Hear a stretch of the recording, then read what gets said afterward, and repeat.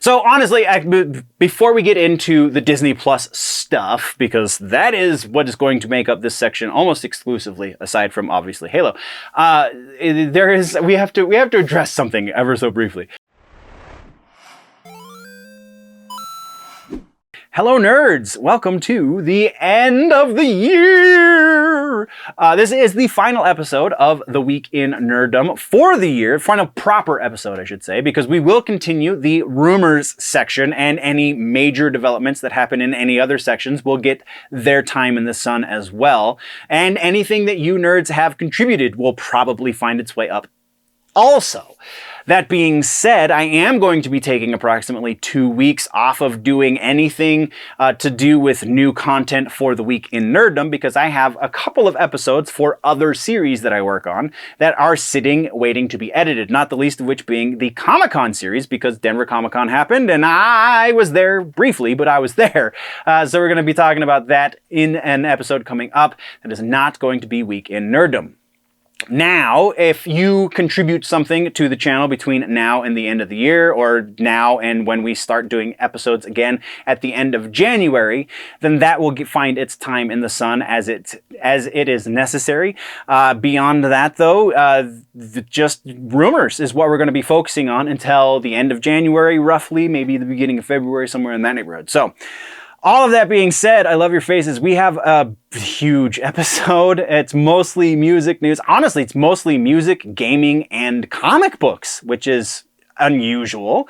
So we've got that. We've got the thumbs up button that you need to be clicking in order to let the algorithm gods know that you like what is going on here on the channel, because that is a thing that needs to happen. And without any further ado, we have an intro to hit and news to discuss.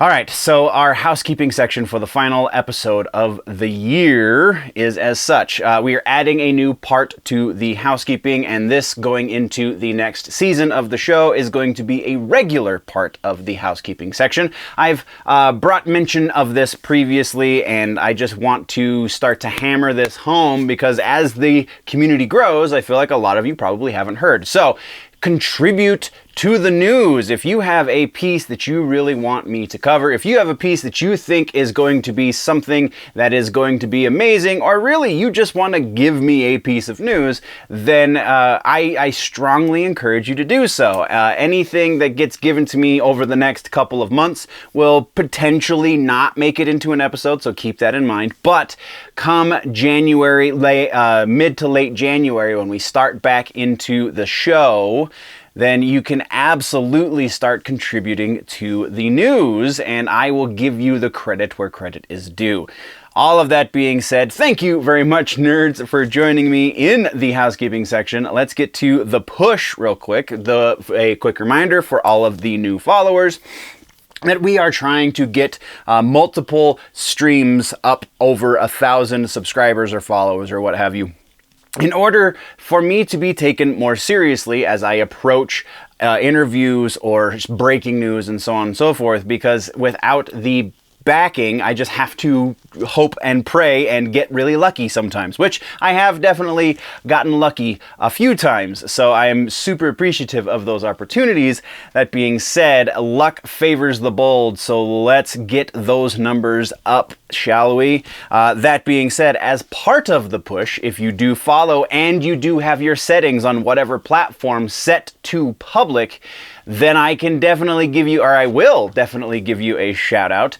So if you don't want the shout out, then private your stuff. But otherwise, this is the shout out section. We have a whole lot of shout outs, mostly TikTok, but there's a little bit elsewhere as well. So without any further ado, shout outs for the newest episode and the final episode of the year are as follows. And bear with me, my printer sucks right now, so I'm gonna have to struggle reading these names. On TikTok, we're just going to start there. We have Zachary Lloyd 12. We have Grizzer, I'm not even going to try and pronounce that. GZZ00RBQU8LY. We have a bunch, 2 other randomly generated numbers. I'm just not going to read those. Gweener7. We have Connor Cat Games. Justin _60. Justin spelled with a 1 instead of an I. Hey. Hey Sam Jama 0. We have Reloading Components 77. I feel like that's a gun reference of some sort. Red Rum Demon. I really dig that name. Doug GiveMeDome.exe. I see what you did there. Blake Martin 410. We have Beachcomber Cody 5. We have Lone _Crusher_ Greener 118. Rexo Beats 777, Gene 052286, Brandy 17A, Brandon _the _archivist. I really like that name because that is a reference to the Foundation series, which if you're not watching that on Apple Plus somehow, then you really should, because so far from what I've seen, it's great. It's not as good as the book because reasons, when we've talked about those, but it is great. Anyway, back to the shoutouts. Skunky Boy 1, Zack Attack 679, Daniel Way 5, Christine Oramai, or that could be a J. I'm sorry, again, my printer really screwed this up. Queen Jaslyn Walterkin, I apologize. Ethan _10. We have another randomly generated number for some reason, or lettering, or things. Funko Guy 7611, Jake James 78, Duval Wheels Productions. We have Steven Alinas 97, Carlos 72C10, and Carlos Guavania 340. Thank you very much, nerds, for the follows on the TikToks. And then we have 2 other follows, and they are in Instagram. We have Queen Jaslyn, who you might remember from the TikTok portion, and also 307 Cheyenne Ghostbusters. Welcome, nerds, to the Nerd News Update. I am generally nerdy. This is the show, so let's hit the news.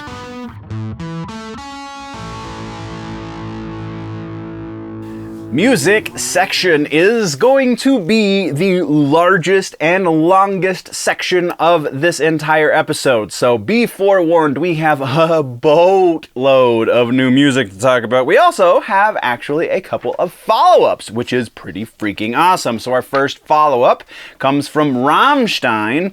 Richard Kruspe, the guitar player for Rammstein, also guitar player vocalist for his other project, Emigrate, recently said that they are going to be releasing this new Rammstein record that they have been working on during lockdowns shortly before their world tour starts. Their world tour kicks off in the Czech Republic, in May of 22. So sometime before May, we will be getting our Rammstein record, which is fabulous. We also have a real quick follow-up on the Sion project. For those of you that don't remember, Sion is from fellow YouTuber Jared Dines. I'm not on the same level as Jared Dines, but YouTuber Jared Dines and Howard Jones, formerly of Killswitch Engage, currently with Light the Torch, who is going on tour with Killswitch Engage, and I have my tickets, but whatever. So their project that they've been working on for the past 2 years, also primarily during lockdowns, is finally getting a release date, and it is November 26th of this year, so that's pretty exciting as well. And then along all of those same lines, we have Fear Factory finally giving us something of an update on their new material as well.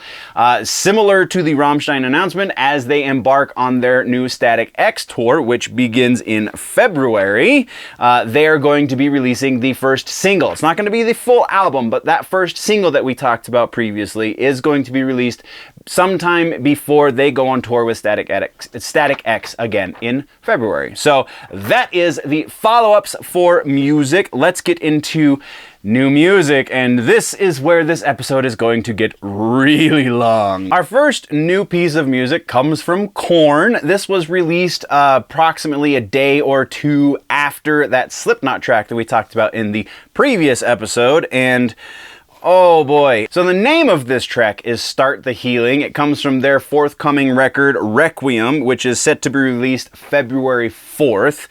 And, I know we've talked about Korn previously with the last record they released. We talked about that when it released, and I made my thoughts on the current status of this band known then, but we have a lot more listeners now than we did then, so we're going to recover those, retread some ground here.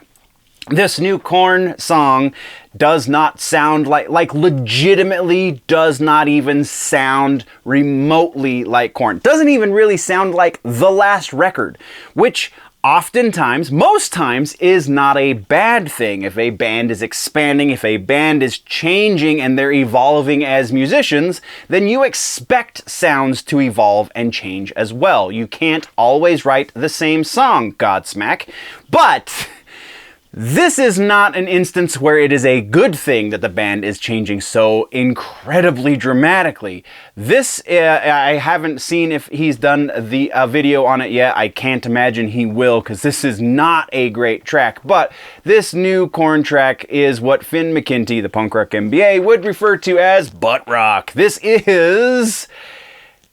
is something that any of those nameless bands from the mid to late aughts, any of the nameless bands now who exist in the active rock category on your radio stations would play. This is something that those bands would write. This is not something that a band with a 30-year history in this industry puts out. This is garbage. This is a strong do not recommend.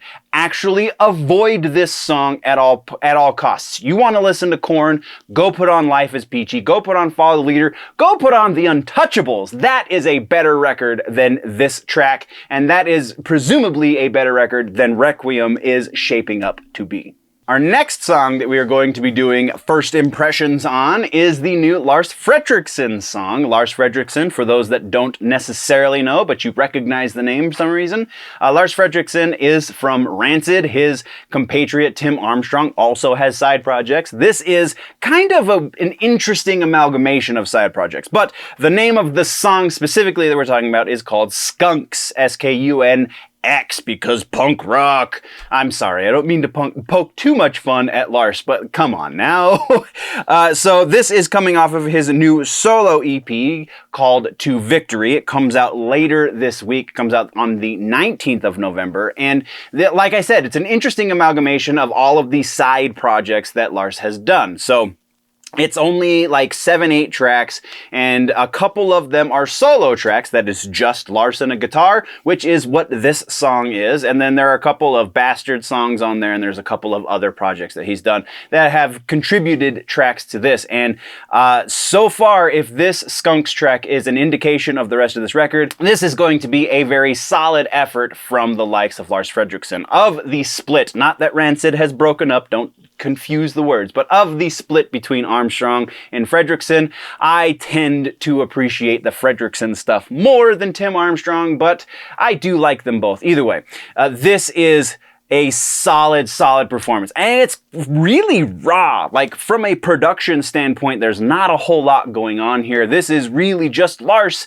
and a distorted guitar doing what Lars does. It's fantastic. If you are into good punk, I should say, the original kind of sound of the punk rocks from the 70s and 80s and such, then this will be right up your alley. If you are into what the modern kids refer to as, I'm sure this is still a thing, the crust punk, then this is probably right up your alley too. If you are into Good Charlotte and Blink-182, you probably won't dig this track, because it's not bubblegum. It is Lars exposing his soul, putting everything he has on that sleeve and showing it to you and saying, you know what, I don't really care what you think, you just need to see this. I definitely appreciate this. Even with the subpar production on this, that is kind of necessary for a track with this kind of character. Obvious recommend on this one. So our next first impression is from a new track off of the Sion record. Again, November 26th is the release date. Sion, again, Jared Dines and Howard Jones. Jared Dines, a YouTuber. Howard Jones, a god amongst vocalists, doing this project and everything. So I did have to look this up. So the producer on this record, Dines did the recording, I believe. So the mixing artist, so mixing and mastering is done by a guy named Joseph McQueen, and I need to find out what other stuff this guy has done because his production is impeccable. This man has done wonderful things. Obviously, Dines has done some great stuff in the recording process as well, but just the way everything layers together and fits is phenomenal. Now, that being said, let's talk about the actual track real quick. This More Than Just Myself track is not as strong as the last single they released. The Blade is probably one of the best things Howard specifically has done on vocals for some time. That's saying a lot because Howard does amazing things on vocals pretty much every day. So that was kind of a religious moment, The Blade. This song is still very solid. Don't get me wrong. I'm not trying to discredit this song in any way, but if your expectation was that The Blade was going to be somewhere in the middle of the pack, well then that's probably going to be popped a little bit with this new track. This new track, I would imagine, would be indicative of what the middle of the pack sound is going to be for this Sion record. Again, not a bad thing. Every record has to ebb and flow with quality, and this is just going to be the bottom side of the great quality we're going to be getting from this record.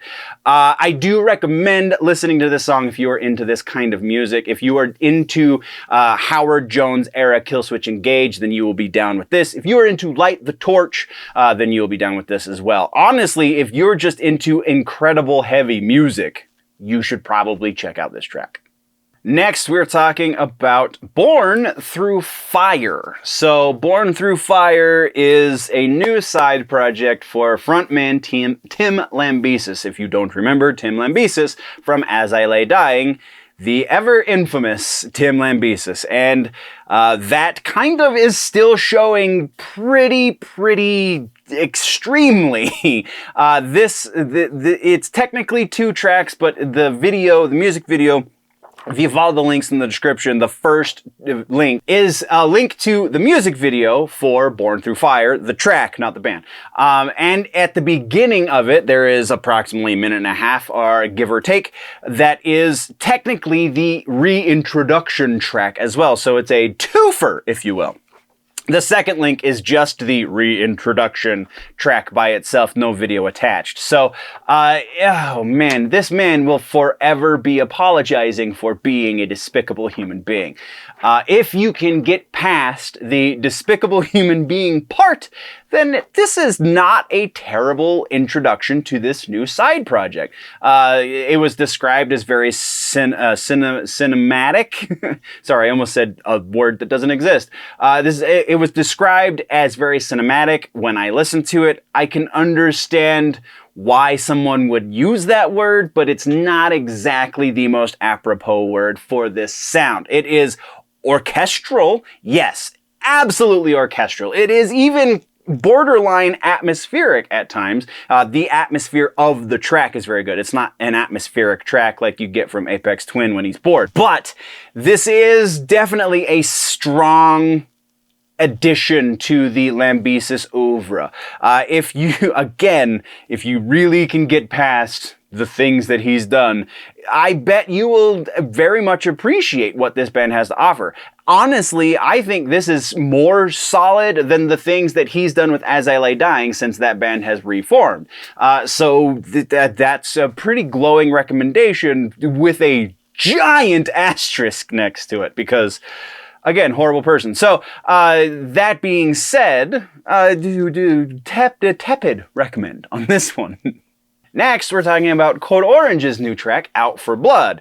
So this is a thing that happened. I am a huge Code Orange fan. I think everything they've done up to their last record is amazing and is kind of mind-altering in certain ways, depending on which record we're talking about. Forever was one of the most solid hardcore and metal mashup records that I've ever heard, with these weird industrial elements, and they just expanded those industrial elements into the next record, which came out in 2020, that they kind of had to support differently. So the newly fronted band, that now their vocalist, who used to also be their drummer, is just the vocalist. I didn't write his name down. I apologize, but I can't think of his name off the top of my head. I should know it, but I don't. He said in an interview, when they go right, we go left, man, because he's really all about that hardcore image. And I really am not a fan of the image they're trying to portray. I do, however, love the music that they make, with maybe the exception of this track. This Out for Blood track is a very early turn to the butt rock for a band. This is technically your third record. This is your third label released record. Yes, I do know that they released a couple of records as the Code Orange Kids on their own or on an indie label. This is major label stuff, and you're turning butt rock already. Whoo! There are a couple of glimmers of hope in here, a couple of more industrially infused elements to this that kind of have me hopeful that this next record will be 10 times better than this first track that they've released from it. But wow, this was very underwhelming as the expectations that we have come to lay upon Code Orange. Maybe this is a way of bucking those expectations. Maybe they're going to be putting out a mediocre record to whet the palate, as it were. I don't know if that's the best course of action to be going with. Hopefully, the rest of this record will see a return to that hardcore, post-metal, weird amalgamation, industrial kind of sound that they have been honing over the last few records, and then expanding on that even more, and this will just be a one-off kind of mediocre track. The video for this track was kind of cool. I really dug it. Very Matrixy, very 90s industrial kind of vibes. Just the music didn't necessarily match up with the vibe of the video. I guess that is what it is. I really can't recommend, as much as I love Code Orange, cannot recommend this track. Alright, so now we're moving into Volbeat's new track, Shotgun Blues. Volbeat is doing interesting things with their new record. Never thought I would be recommending a Volbeat track, but here we are. So, if you like your rock and roll on the heavier side, it is a hard rock record for sure. That is what Volbeat does. That is what Volbeat has always done. They're kind of this weird Elvis Metallica thing going on. And generally speaking, kind of middle of the road kind of sound. This one, though, is pretty rock solid. Still, I'm not giving Volbeat any more credit than they are due. They are, usually speaking, a very middle of the road kind of band who have made some interesting friends along the way, not the least of which being Neil Fallon from Clutch. But that being said, this is probably one of the strongest releases I have seen from these guys since their first record. Like, this is a track that I can see myself listening to multiple times. Not that I'm necessarily going to seek it out per se, but I won't turn it off if it comes on a mix, you know what I'm saying? So this is a pretty strong track from a band that I would not define as a pretty strong band. So, you know, they're pretty mild recommend, just because a better track from a not so great band. Yeah, there we go. Now let's talk about Dead South and their new cover of People Are Strange. We're just in not a good week of music releases, because I love the Dead South as well, much like Code Orange, much like early Korn, like we just talked about previously. And this is not a stellar release from the guys in the Dead South. This is a solid cover, sure. It sounds good. Everything's mixed well. Performances are Yeah, I think that's where this falls apart. As far as instrumentation goes, nothing has really changed. Yes, I understand that the actual instruments in the band are very different from the instruments in the band of the Doors. Sure, there's no organ here, there's no drummer, but that being said, the overall arrangement and general feeling you get from the song is pretty much the exact same of the original. And then the vocal delivery, even though it does have their signature rasp, is still pretty much exactly the same that you get from the original song. This doesn't add anything to this track. This doesn't do anything to really color it aside from the change in personnel. So, I mean, if you like the track, you'll probably appreciate this, but honestly, if you like the track, the better version was released in the 70s. So, I can maybe slightly recommend this, but like, oof, just not the... And they just put out that fantastic You Are My Sunshine thing, so I don't know what happened with this track, but oof, very, very mild recommend. Okay, so guy that we haven't talked about for a little while, Tom MacDonald, just released a new track, which he took a little bit of a break for a little while and is coming back with this new one called Balloons. I appreciate Tom MacDonald. I actually dig the message of this song. I feel like the one issue that I have here is the vocal delivery on about half of each verse. So each verse starts off super strong. You get about halfway through and Tom breaks. It fits with the atmosphere of the song. It definitely adds to the emotion of the song. I just am not a fan of that nasal tone that he strikes. There is, I feel like, a stronger way for him to have conveyed the same message without becoming whiny. That being said, I really don't want to get too critical of this because it is a solid message. It is a solid delivery if you can get past the nasal bits. And overall solid production. This is a return to the production of Tom MacDonald that I honestly have grown to super duper appreciate. Some of the more recent releases that he's done before this, not the best production in my eyes, but now he's returning back to form, and that is a great thing. I absolutely would recommend this track. Just be aware that there's a little bit of a nasal kind of whiny thing that goes on roughly each of the verses. And then, just as a feel-good to end the First Impressions new music section, we're talking about Leo Maracchioli, again, another YouTuber that is putting out solid stuff constantly.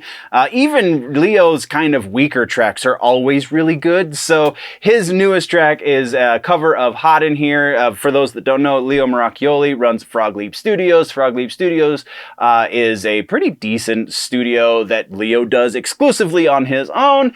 And he does all of the instrumentation for these covers on his own as well. And he's famous for doing these metal covers, and he's done a metal cover of Nelly's Hot in Her. So, yeah, I don't know where to start with this. Leo is just a great dude, and honestly, he deserves all of the attention that he gets, even though his social anxiety would lend him towards steering away from such attention. He still does amazing things and deserves all of the praise. So go check out Leo Maracchioli's cover of Hot in Here because it's a good recommend. Which then brings us into the touring section of the music news. Tours. We have a new tour announced from Mayhem and Watain.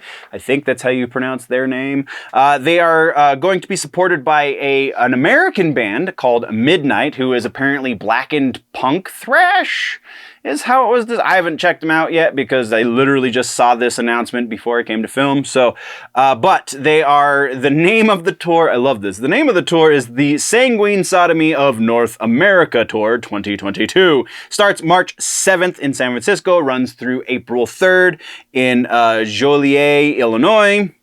You can find links down in the description if you want to buy tickets, if you are interested in seeing the actual Lords of Chaos and not Macaulay Culkin's little brother portray the original guitar player Eponymous in that movie that came out 2 years ago, which was not bad, but whatever, I'm getting sidetracked.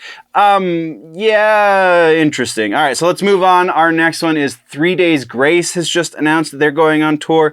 Theirs is starting April 10th, and it runs through May 4th in Minneapolis is where it ends, and it's in Alabama, Huntsville, Alabama is where it starts. Link in the description if you want to go see 3 Days Grace. I just put this in here because 3 Days Grace is big. I'm not a huge fan. Don't hate them, but whatever. Moving on. And then our one piece of news, our actual news, if you will, has to do with Opeth. Literally, as I was about to print off today's notes, Opeth made an announcement that they are going to be parting ways, or they have parted ways, with their longtime drummer. I'm sorry, I have to consult the notes one more time. Martin Axenrot left the band over a conflict of interests. Interesting phrasing. Usually that reads artistic differences, so conflict, I'm very curious as to what this is. Mikael Akerfeldt, the band leader, vocalist, guitar player, just all-around dude that does the thing, said that he's been an incredibly important part of the band for many years now, and we are all heartbroken that it didn't work out. But that's life, I guess. I've heard tell that Mikael is a little difficult to work with, so maybe that has something to do with it, but otherwise, this is kind of out of left field, especially considering they are on tour right now. They do have a replacement drummer so that they can finish the tour, but just a very interesting development right before we went to film. So now you have the news, and we're moving right along. And now gaming and tech, we have a decent gaming and tech section for this episode. So we're starting with follow-ups. We are following up on the Xbox backward compatibility list, what with the 20th anniversary of all things Xbox happening just a few days ago, we got a giant addition to the back compat list. And that giant addition is super exciting for folks like me who are big Mortal Kombat nerds, because now all of the current era Mortal Kombat games, even the one that kind of sort of a little bit set up the current era, even though it's a hot mess, Mortal Kombat vs. DC, all of the Mortal Kombat vs. DC through Mortal Kombat 11 are all available to play on your current Xbox system, be that Xbox One or Xbox Series. You can play them all. And if you are playing on an old Xbox One or an Xbox One S, even those are going to be increasing the resolution for these games. The more powerful the system, the more the increase in resolution becomes, up to 4 times on a Series X, which is pretty huge. Though that's not to overshadow the other games that have been added to that list. Fallout New Vegas is now on the back compat list. We have the entire Fear series on the back compat list. We have all 3 Max Payne games now on the back compat list, and honestly, a bunch more. 76 is a big number. So there is links down in the description if you want to see the entire list, then you can follow. Honestly, it took me a while to find the full list, so I had to include the Wikipedia link as well, but either way, it's awesome. Go check it out. So next we're talking about Halo Infinite. This is not necessarily a follow-up. This is kind of brand new news. So 343 Studios, or 343 Industries, 343 has released multiplayer early. Kind of. This is somewhere between the full release of the game and the betas that we just got done with a few weeks back. I say that because you have no control over what game type you're playing. You just have control over the size. So you can either do 4v4 or BTB, which is Big Team Battle if you don't know. And so those are your 2 options. The game itself decides what you can do. So I would imagine when the game rolls out properly, you will be able to choose, hey, I want to play SWAT, or I want to play Shoddy Snipes, or whatever game variant you want to play. I just want to play regular ass Slayer, whatever. That hopefully will be coming with the proper release, because they're saying that this is another beta, but it's a little bit more than that because it's open to the public. There are still some bugs. I did, because I did play it the last night. I shouldn't have, because I was up until 2, but whatever. So there are still some bugs that are involved in this. Some players are getting blue screen of death. Some players, like me, are getting stuck in the menus somehow. Like, I had to completely close out the game and then go back into it in order to join a multiplayer session, which was very strange because it was trying to connect. It just froze and said I was connected, but nothing happened. So yeah, very interesting bug. So it does seem like there is still some beta elements to it. Also, as far as like maps and things are concerned, they added one map to Big Team Battle. From what I know, because remember I did have the issue when we had the Big Team Battle beta. I was a part of it, but apparently for the Big Team Battle beta, you had to also only be on during certain times in order to properly participate. So I could be wrong, but there is one new map as far as what I have experienced, and those of you who have watched or were joining me for the live streams, then what you have experienced as well. So one new map isn't really a full brand new game. Aside from that, there's a link to pre-order the campaign when it launches, and kind of some teases to the content that is going to be made available once it properly rolls out again on December 8th. Until then, just enjoy what you got, I guess, and we gotta move on. Our next one is kind of in a similar vein to the streaming portion of what we were just talking about anyway, and that is, it has to do with Twitch and Streamlabs. So if you don't know who Streamlabs is, because I'm assuming you know who Twitch is, but if you don't know who Streamlabs is, it's probably because you don't stream. Streamlabs is a company that has streaming software. They also have elements that you can add to your stream to make them more visually interesting. You can keep track of subscribers and chat and so on and so forth. They have just partnered with Twitch for Xbox players exclusively. So Xbox players, listen up. If you are an Xbox player and you do not have a capture card, you are one of those few who streams directly from your Xbox, which is an option on Twitch. It used to be an option on Mixer as well, but Mixer's dead. So if you are one of those, then you now have an option to use Streamlabs on your stream so that you can incorporate a webcam. If you have a smartphone, then you can use your smartphone as a webcam through Streamlabs. There's a number of other things they're adding to the streaming capabilities, but there is a little bit of a caveat, and that little caveat is it's $5 a month in order to use the Streamlabs Studio, which has been around for some time, but really no reason to use it until now. So this is primarily for streamers who don't have a computer or a capture card, or if your computer is just not powerful enough to do streaming. Now you have an option. It's just gonna cost you a little bit. And then our final piece in the gaming and tech section has to do with YouTube. YouTube has announced, and they have since started rolling out, the fact that they're going to be taking away the dislike counter. Now, this is not to be confused with the dislike button, which still exists.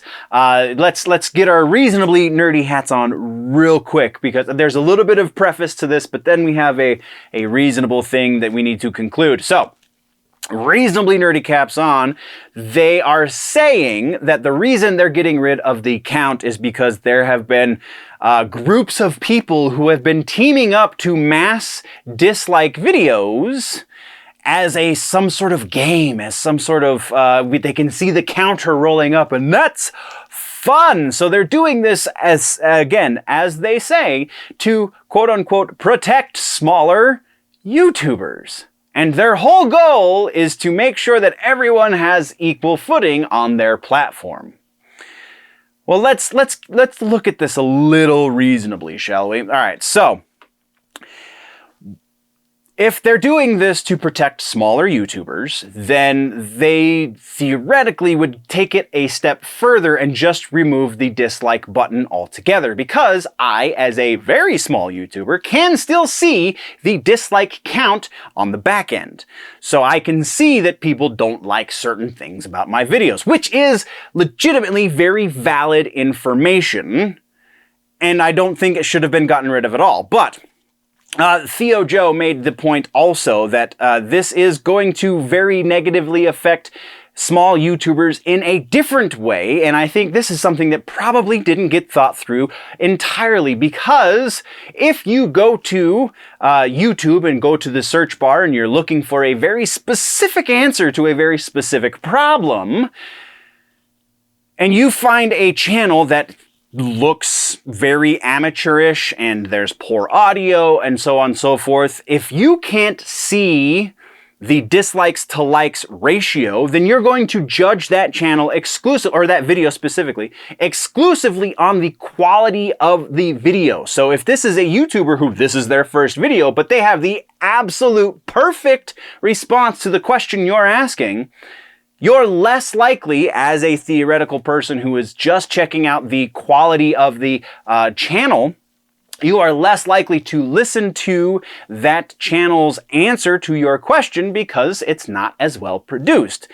You find a better produced video that has an answer that kind of works, but not all of the time, or something along those lines, you're more likely to listen to what that larger channel has to say than what the smaller channel with the perfect answer has to say, because they have a production budget, because they can pay to get the things done by the people who can do them, instead of who are trying to just get the information out there. So it's a very interesting issue on this.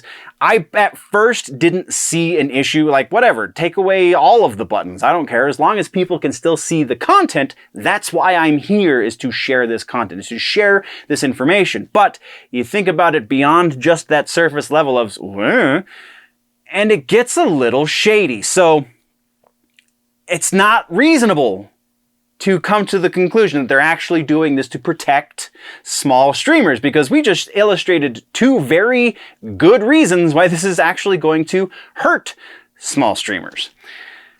Who are they protecting?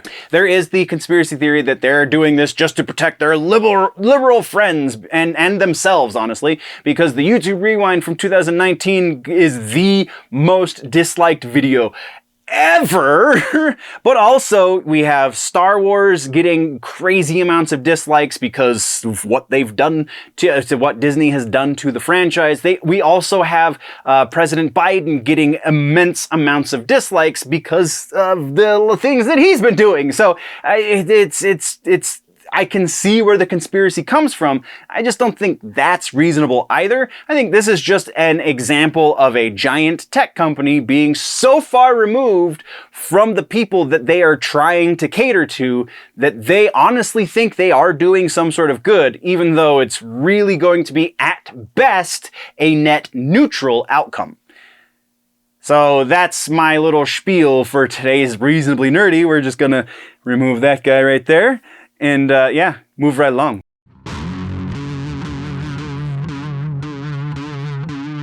Comic Books and Books is also a pretty decently sized section, so I'm pretty excited about this. It's because TV streaming and movies, not the best. But anyway, so comic books, we're starting with an announcement of a new collection of Joker books from DC. This is a collection that is collecting all of the James Tynion IV and his current artist, whose name didn't print on my notes for some reason. It's down in the description, so check that out. Either way, it's called The Joker, a graphic novel collection, and you can find a link to the trailer for this down in the description as well. And honestly, just the trailer alone is also a fantastic piece of art, so like it's definitely worth a watch, even just to watch it. But the announcement here is, again, they're releasing this book. Tynion is one of my favorite Batman writers, though the story that this collects is going to be more Joker and Commissioner Gordon. So honestly, super excited about that too. Either way, that's what we've got for that announcement. Let's move right along to our next one. We have Marvel announcing with a very interesting image, which you should be seeing on the screen right now, assuming you're not just listening to my voice. This very interesting image is a new Wolverine, kind of. The announcement is that they're going to be getting back into the What If anthology series that was started back in '77 and has kind of had waxing and waning periods, and it seems to be waxing again. What with the popularity of the What If animated series, this new Wolverine looks very interesting, for not only because this Wolverine has 4 claws instead of the usual 3, because all variations of this character have up to this point only had 3 claws, but also because he's a bit of a teenager who is of color, who is wearing what almost looks like a very familiar hoodie. So is this, we don't know yet, but is this potentially Miles Morales Wolverine? That is kind of the nature of the What If series, so I would say probably. I'm kind of excited about that. This is the first time I've legitimately been excited about a comic book from Marvel for some time, but approximately 2 years at least. Whatever, we're moving on. Our next piece is another Batman piece, so we're going back over to DC. It's actually 2 Batman pieces. The first one is talking about specifically Jace Fox or Timothy Fox, depending on where the name. It's the same character. He just goes by 2 different names. I haven't read enough of it to really understand why, but it is what it is. So Jace Fox is going to New York City. Jace Fox Batman is going to New York City in the DC universe. So very interesting development there. This is Batman Incorporated sans Grant Morrison. This was tried, I don't know. I really like the idea of Batman Incorporated. I also really like Grant Morrison, so that's me. But I really like the idea of Batman Incorporated. So if they want to bring that back in some way, I just think they should probably pay Grant Morrison for the idea because it was his, whatever. I don't know how the comic book legal payment thing works, so we're just going to move right along because we have more Batman to talk about. The next piece of Batman comes from the announcement of a new Black Label book. It is going to be called Batman: A Dark Knight. Get it? K-N-I-G-H-T. So A Dark Knight is going to be, I believe this is the first time, it'll be the first time I've read him anyway, but I think this might be the first time that Jock has written Batman. I'm fairly certain he's written other stuff before, but pretty much all of his work on Batman has been in art. So very interested to see what goes on here. We have, again, a 3-story arc because it is Black Label, but other than that, all we really know is Jock's doing it, and I really like his interpretation, at least as far as the comic book interview that he just did, comicbook.com interview that he just did. I really like the way he interprets the character, so let's see how that translates to the page. And then our final piece for comic books and books has to do with the X-Men. So we're going back over to Marvel. We do have a new announcement of a new book called The Secret X-Men. The Secret X-Men, as announced by Marvel, is going to be made up of Sunspot, Cannonball, Marrow, Boom Boom, Tempo, Forge, Banshee, Strong Guy, and Armor. It's going to be written by Tini Howard, and I apologize for not writing down the artist. I believe I will add that to the notes, though, if you are so inclined to read. That being said, this is an interesting development as well. This is going to deal with a secret group of X-Men who are going to be sent on a mission to deal with the Shi'ar Empire from Professor X himself. So, intrigued, not nearly as excited as I am about that What If series, getting back into What If, but definitely intrigued because X-Men is really the only reason I read Marvel anymore. So, yeah, let's hope this one turns out well. TV streaming is honestly going to be a quick section, but probably not as quick as I might be thinking. We're going to be dealing with the Disney Plus Day stuff that came out literally the day after I posted the last episode. One of the things that's in here is a confirmation of a rumor that we talked about in the last episode. So that's cool, kind of, but we'll get to that. We're going to start off first. We have a trailer. That doesn't have anything to do with Disney Plus. This is the teaser trailer for the Halo series on Paramount Plus. This looks like they might be getting a lot of things right that we were worried about when they initially announced that they had a face actor to play Master Chief. Maybe we're not going to see Master Chief's face. That could be potentially amazing if that is the case.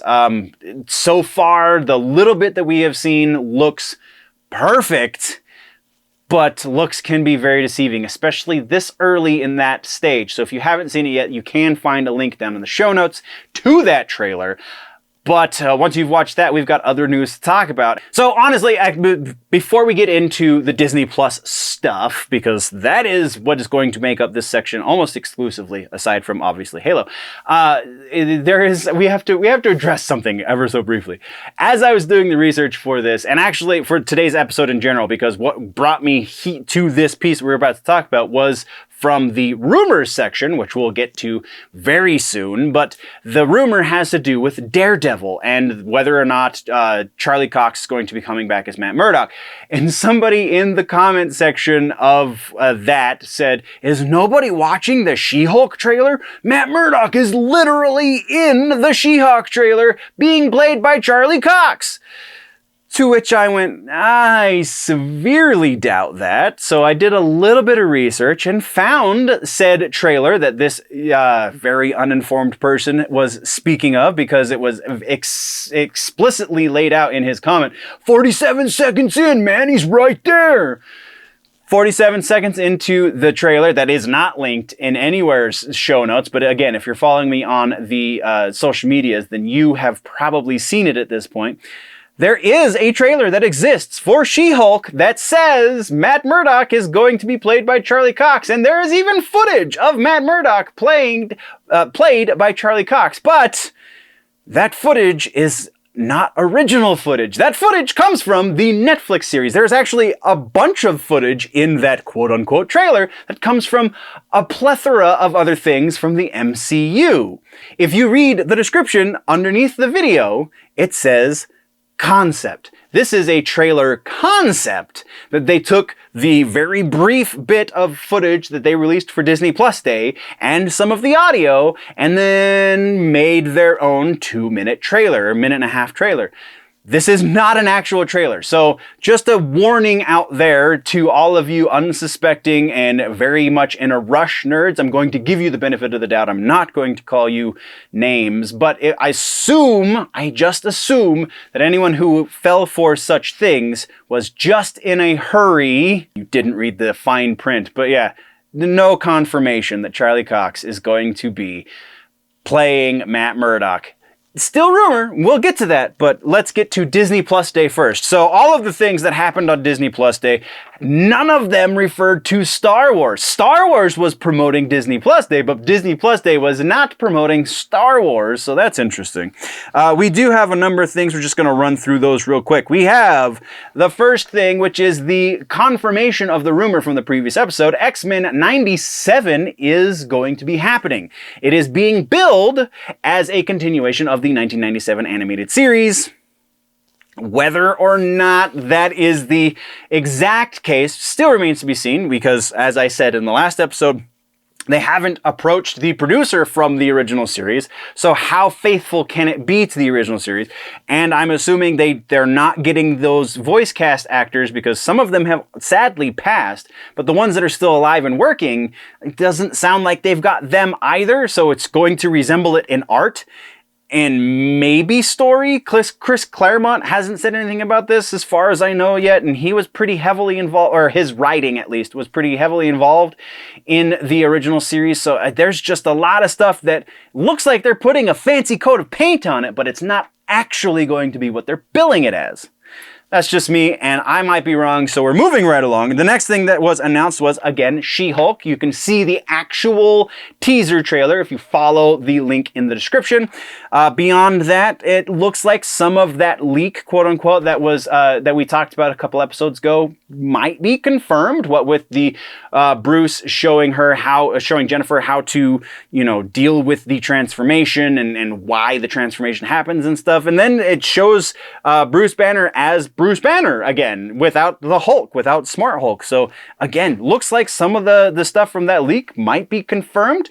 Still holding my breath because that might not be the case either. Continuing right along though, because context is everything. Continue right along, we have the Miss Marvel official announcement. A little bit of a teaser there. Also, some of that footage looks a little CW-ish, not gonna lie. It is going directly to Disney Plus, so that's kind of should be expected, but it's Disney, so the production value should be much higher. Just that suit looks like garbage. I'm not... Ooh. Moving right along, though, we have the announcement of the What If Season 2 is going to happen. So they're really doubling down on the What If stuff, which is good because that's some of the better stuff that they've put out for the last little while. And then along those same lines, I have to eat a little bit of crow here. Marvel Zombies is going to be an animated series. Apparently they did use the What If episode as a backdoor pilot for a new series. Though it should be noted, this is not main universe Marvel. This is the Zombies universe, which I can't remember the number denotation for it, but it's zombies. It's not Marvel proper. Still pretty awesome though, and I apologize for being wrong. Next, we're talking about Echo, which has officially been announced. It has been officially made known that she will be introduced in the Hawkeye series, and then she will spin off from there. Our next one is Spider-Man related, and this one is very interesting, so we'll get to the announcement first. Spider-Man Freshman Year, another animated series that is going to Disney Plus, is going to be going to Disney Plus, and now Disney Plus apparently has a Spider-Verse section in the platform, on the streaming platform. So that kind of starts one to thinking, is there some sort of new Sony deal that they're working on, that they're going to be streaming the Spider-Verse movies on Disney Plus as well? Very interesting, very possibly. That leads into other things we're talking about in the rumor mill, so we'll get to that. But then we also have I Am Groot, another animated series that's been announced for Disney+. Ironheart, a live-action series that's been announced. So it looks like that rumor about the disruption between Feige and Chapek might not be true, or Feige just told Chapek to shove it and is doing what he wants to do anyway. And Chapek, playing the long game, says, all right, man, burn your bridge. I'll be right in the end, and you'll be fired. So there's that. And then we have the final big announcement from Disney Plus Day is that Agatha, House of Harkness, has been announced officially as well. So that's also kind of confirmation of rumor there. That is all we have, though, for TV streaming.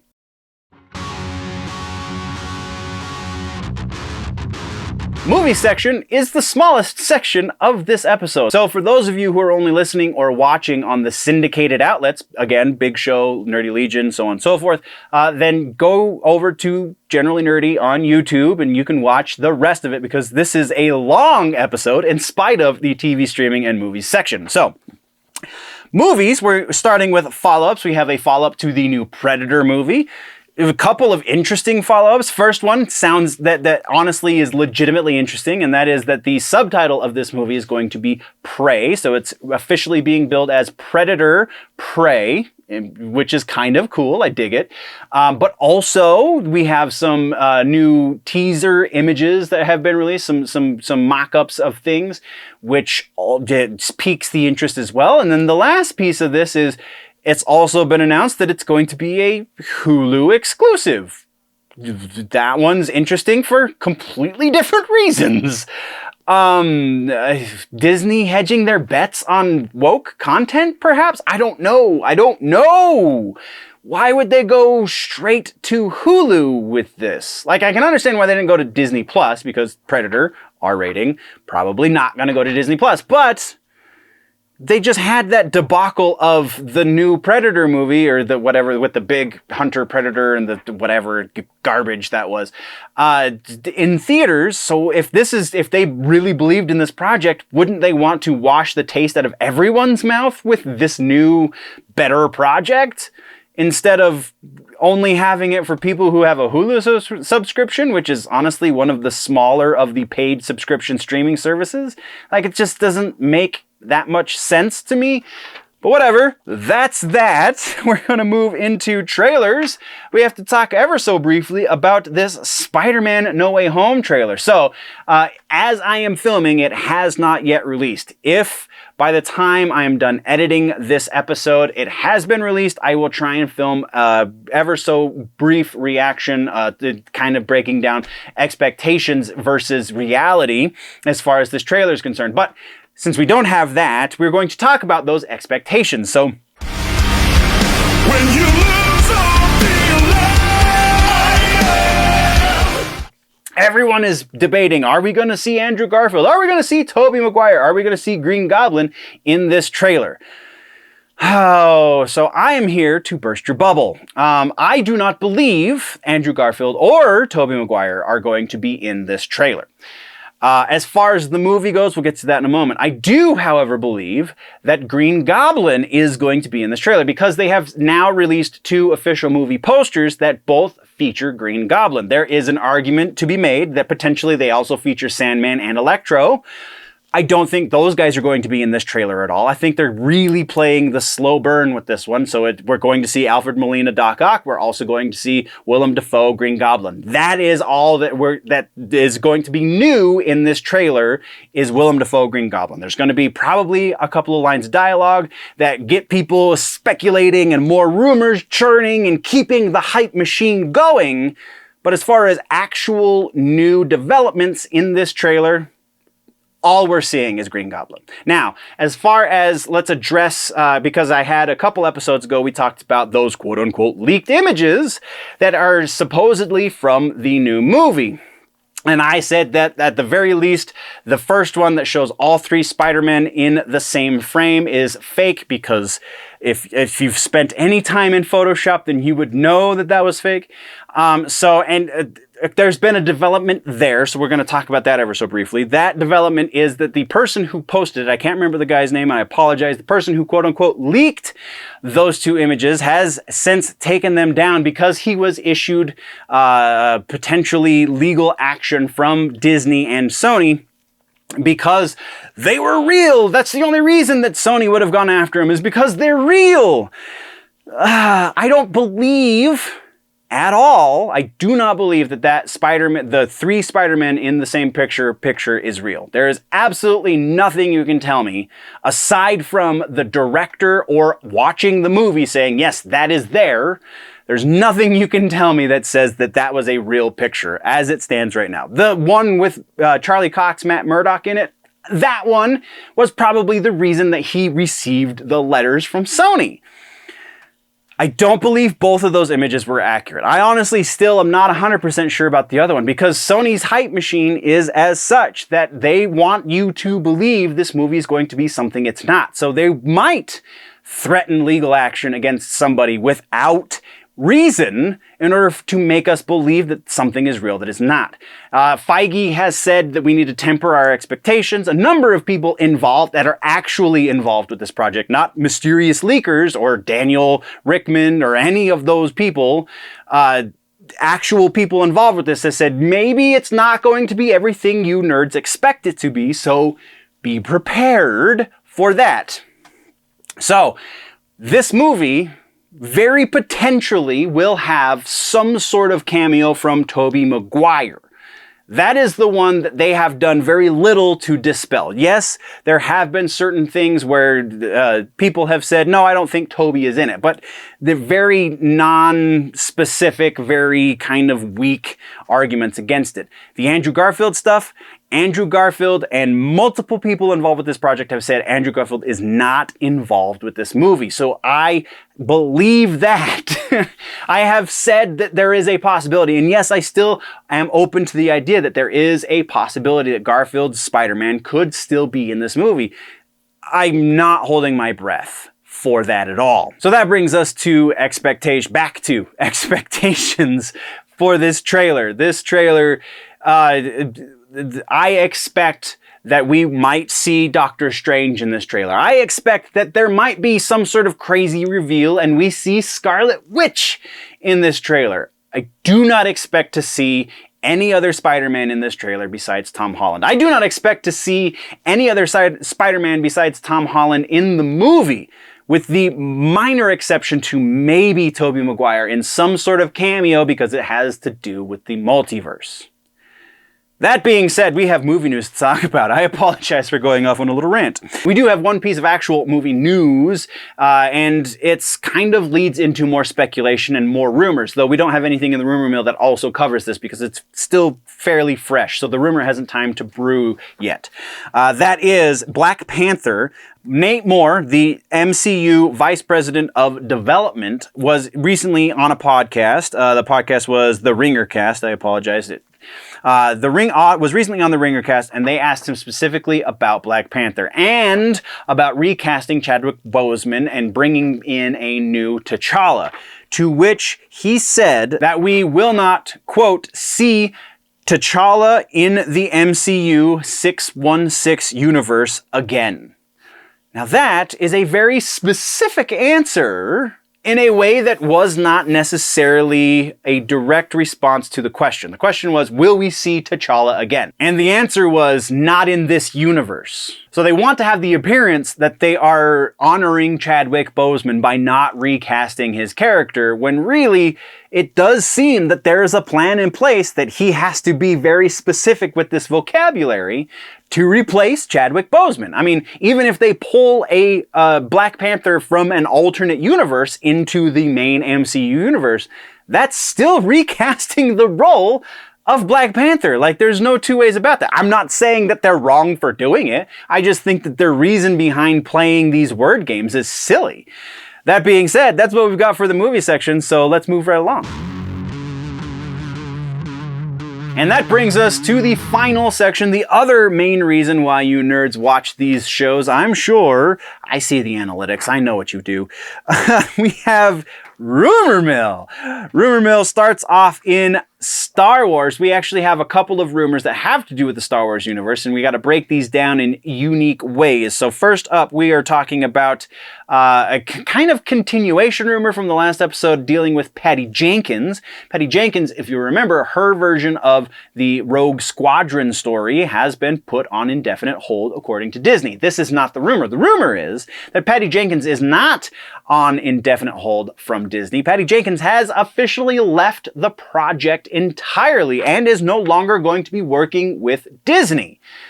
And then this rumor continues on to say that not only that, but also Rian Johnson's trilogy has also been moved to an indefinite holding pattern. And both of these things are reportedly due to, quote, creative differences, which is the blanket term for we just didn't get along. So this rumor, we have to break into those two separate pieces. First piece being Patty Jenkins, second piece being Rian Johnson. Patty Jenkins' likelihood that she has left the project, we're putting that right at about 50%. This is not the first time that she's worked with Disney. Very obviously not the first time she has left a project done with Disney. Now, the source for this one is really weak, so we can't go any higher than 50% because I really wouldn't feel comfortable with that. But because we do have some history here, we are going right up to 50%. As far as the Rian Johnson trilogy goes, also the Patty Jenkins thing, we heard Patty Jenkins say that she really wanted to work on this project, and for her to just walk away, that really plays against this rumor, which is another reason why I don't really believe this source. Anyway, so the Rian Johnson side of this, Rian Johnson's trilogy being shelved indefinitely, I'm putting that at about 60% because I really don't think Disney can afford the PR it's going to take to shed this into a good light. Not the strongest source. Again, I feel like 60% is a little bit of a gamble because, like I said, I was only comfortable going the other one 50 because of the source, and this is the same source. So yeah, 60% though, because I honestly believe that Ryan Johnson's thing is shelved, but the source sucks. So we are also talking about the other big piece of it's actually being billed as news on some websites, and it's not news. This is totally still rumor. Kathleen Kennedy's contract has reportedly been renewed for 3 years. Now, we do know that Bob Chapek did sing her praises, kind of, in that the investors call approximately a year ago at this point, which was a shock to a lot of the Star Wars nerds. And then there was rumor that because of that she was going to be on for a little while, and now that little while has a definition, and that is 3 years. A new contract for 3 years in the world of Hollywood is relatively short term. So this is not as negative as we might be thinking, because we all want Kathleen Kennedy gone because she's done horrible things to Star Wars. And oh yeah, so the likelihood for this one, though, I think is pretty strong because we did get that investor's call from Chapek. So roughly 70% likely that her new contract has been signed, and it is for 3 years. Again, I don't think it's as negative as we might be thinking, because a lot of contracts these days last for 5 or more years. So the fact that she's only signing on for 3 years is still indicative of the fact that they don't really trust her like they once did. So there's that. Our next piece has to do with a rumored movie, and that rumored movie is Ghost Rider. The new rumor around this rumored movie is that Norman Reedus is on the talking list to potentially play Johnny Blaze in the movie. This is a fantastic rumor. I really like this rumor. I don't think this rumor is super probable. It's not the greatest source, kind of a random. He's busy with other projects. Yes, Ghost Rider, should it actually be in development, is a number of years away, so that kind of lends to the credibility of the rumor. This is rumor, though, based on rumor, because we don't know that Ghost Rider is going to happen, so we can only go to 50%, and again, because Norman Reedus does have a lot of things on his plate these days, that kind of drops it down a little bit. So 40% likely that Norman Reedus is in talks to play Johnny Blaze. Now we're going to talk about that Spider-Man rumor that I alluded to in the previous section. There is a new rumor that because No Way Home is the last movie on Tom Holland's contract to play Spider-Man, that he's going to sign on and indefinitely become the Spider-Man. I can't believe this had to make its way into the rumor mill, because he has said in no uncertain terms that he would love to play Spider-Man forever. And so if he's going to get the opportunity to play Spider-Man forever, he's probably going to take it. Now, he has recently said that he does have a new girlfriend or something along those lines, or some sort of significant other, and he wants to take a break, which he has that capability. Even if he's under contract, he can say, you know what, I will do the thing. You just got to give me like 3 years to enjoy myself and be a young man in love. Which doesn't necessarily play against the possibility of him continuing on as Spider-Man beyond this. So the rumor is that he's going to continue as Spider-Man. I pretty much agree that he's going to continue as Spider-Man. There's no reason to not. We're putting this one at 80%. There is, like I said, there is the little bit of doubt, but it's really not much. Next, we have a new rumor about that ever-present Daredevil issue. This is not the rumor that we've already addressed in the movie section. That one we've technically took care of an episode or two ago. But this new one is from, I'm going to give the source because it's relevant. Daniel RPK is saying that Daredevil is going to be happening, and he posted a thing on his Twitter that says... Not a whole lot, honestly. This is kind of sort of, you do see the hint of a watermark across it, but this is kind of sort of confirmation in a way, if you want to believe that RPK is the man that he says he is. This is kind of confirmation in a way that this is going to go to series on Disney+. Now, this image that he has shared does not show who is going to be playing Matt Murdock, does not show really anything other than Daredevil is somewhere in production. Pre-production, early production, who knows? Definitely not active production, definitely not post-production, but that goes without being said. So, likelihood that this is a real image, I'm going to put this, even considering all of the things, we can only go as high as 50% because how hard is it to mock up a Daredevil logo on a white background with other black text? Like that, does very little to convince that this is actually moving forward. And then our final rumor technically is also a Star Wars rumor, but this time we're talking about a video game, which is why it didn't go in with the other Star Wars rumors. So this new Star Wars rumor is for a franchise story rather called Star Wars Eclipse. The rumor is that it's a game to begin with, and also that the developer behind this game is Quantic Dream. Quantic Dream, for those that don't know, is the studio that's behind Detroit Become Human as well as Heavy Rain. So very cinematic story games. This rumor is saying that it is going to be an open world Star Wars game that they're working on, which is an interesting thought to begin with.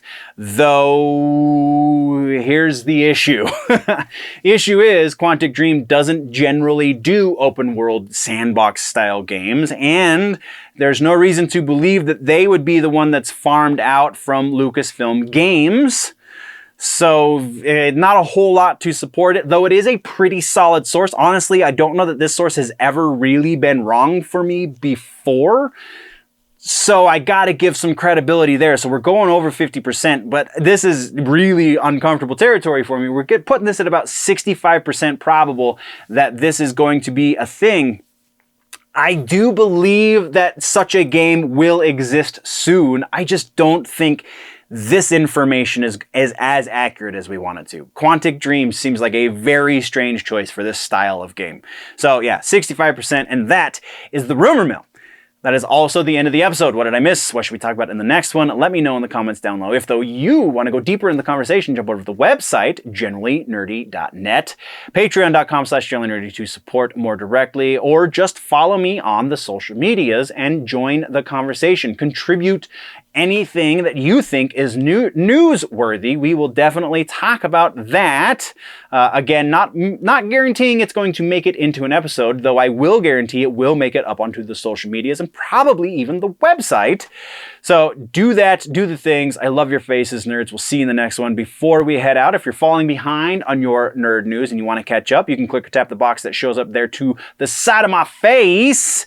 Don't forget to subscribe, like, do all the things, ring the bell, do the stuff and the jazz, and we'll see you in the next one. Before we go this time, always remember that if it's generally nerdy, it's probably here. And we'll see you in a few months, nerds.